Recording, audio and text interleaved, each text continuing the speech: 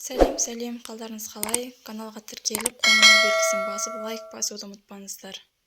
Сәлем, баршаңызға қалдарыңыз қалай? Бүгінгі күндерін сәтті өтсін достар. Бүгінгі тақырып Нұрлан Еспанов жайлы. Оның бастамас бұрын каналға тіркеліп, лайк басып, комментарий жазуды ұмытпаңыздар.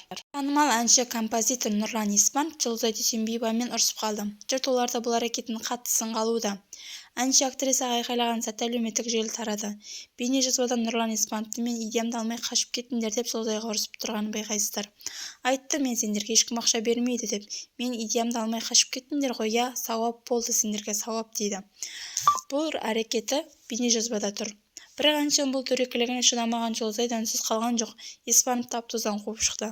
Аға, мен сізді түсінеді деп ойладым ғой. Түсінбесеңіз түсінбей-ақ қойыңыз. Еспанов деген сайын әлде қандай болып кеттіңіз. Алып тастаңдар мені кадрден деп актриса айқайлайды. Аталған бейнежазбада жазылған пікірлер де көп, бірақ олардың әрекеттерін сынға алса, енді өзгелер кезекті хайп деп бір шығарып жатыр деп болжам жасауда. Өз пікірлеріңізді каналдың астына жазып кетіңіздер. Ешкім ақша бермейді. Менің идеямды алмай қашып кеттіңдер ғой. Жақсы.